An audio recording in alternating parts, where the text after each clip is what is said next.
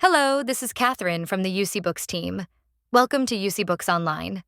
In this guide, we'll walk you through how to add a client in your YusiBooks Clients panel.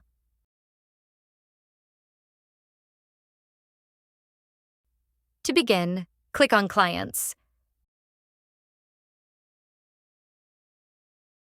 All of your previously added clients will be displayed here.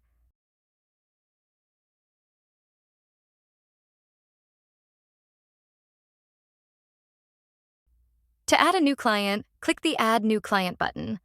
Alternatively, you can click Create Client Now from this section to create a new client. Next, enter the required client details, including first name, last name, company name,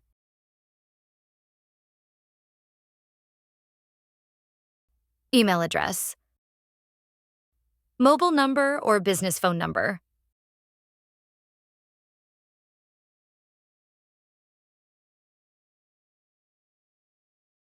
address.